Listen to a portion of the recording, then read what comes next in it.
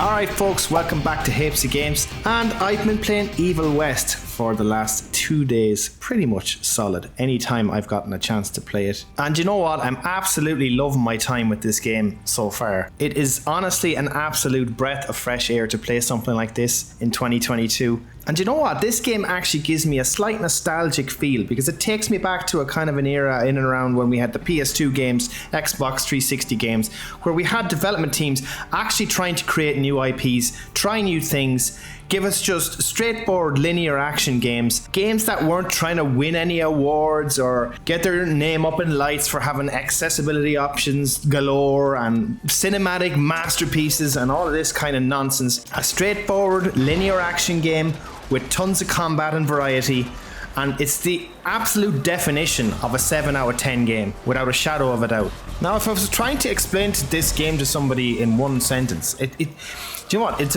like a blend of God Hand, and it's like a blend of maybe Devil May Cry in a way, and it's also a blend of a kind of a third-person shooter as well. So there's just 3 elements to the combat which are just so satisfying. I'll get into that in a moment.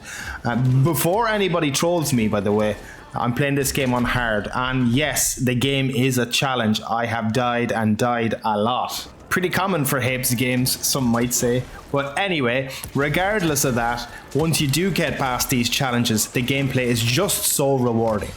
So anyway, as I mentioned earlier, the game is linear. Yes, it's very, very linear, but that's okay. There's nothing wrong with a linear game. And you know what? When I just kind of sit down and I want to chill out for a couple of hours, and I don't want to be overly distracted by side missions, side quests, I just want to travel from point A to point B and get into the action.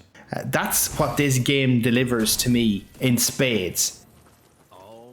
So really the core and the meat of Evil West is essentially its combat mechanics. So in essence, as I mentioned, it's a TPS, but it's also kind of blended in with a melee combat system that you would have maybe in Devil May Cry.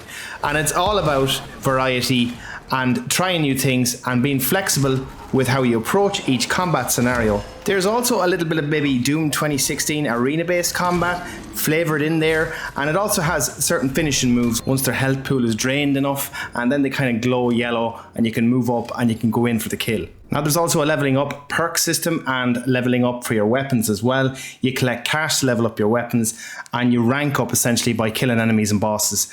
And you know, you can build your character as you want, and there seems to be good variety in the way you build your class, let's say. Now the other real great thing I like about this game is the lore and the setting, the voice acting, and the actual story. It's really intriguing, it's straightforward, and it's basically humans versus wolves, vampires, and I really like the delivery of the characters. Just maybe listen up to a little bit of this. Hey, it's fine. He's the cell's engineer. Virgil only. It's an honor to finally meet you in the flesh. Sir, your gauntlet is a thing of beauty. Only a genius could... I need that fixed. Yesterday. I'll need a bigger lab if I'm gonna solve the mysteries of time travel, sir. I mean... How are we doing? Arrow needs a scapegoat. He won't leave without someone to blame for that fiasco. Pissed off little highborn looking for her maker's head? No one could have predicted that. I don't think she did all that for just Abano. We're missing something. I bet my last buck we'll hear more from this Felicity tick pretty soon. I'm gonna check if Amelia needs some backup with Harrow. Who do I have to bend over this bar and indiscreetly fuck to get some coffee around here? Now I do again have to reiterate its linearity. This game is linear. There isn't much exploration outside of core combat and moving from point A to B. There is gold you can collect, as I mentioned, and there is small little paths from that point A to point B, but it never really veers you off the story, the action. And you know what, as I said already, that's refreshing to me, and it just gives me a break from everything in regards to open world, expansive AAA titles. It's just great to see it again here on a next gen console. I can't think of a game of this type on next gen since I picked up my PS5 or my Series X. Can't really recall anything off the top of my head like this at the moment. So I mean, look, I'm not going to ramble too much. All I want to do is just say this: I'm having so much fun with this game. This is probably one of my favorite games already this year.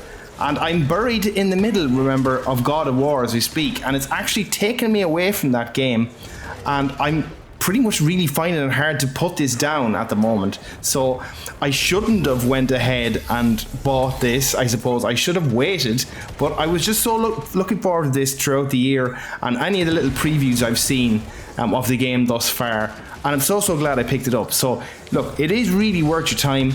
You know, I don't like saying wait for sale too. These games need to be supported or we never see them anymore. Yeah, thanks for watching guys. Share your comments down below, and I'll see you in the next video.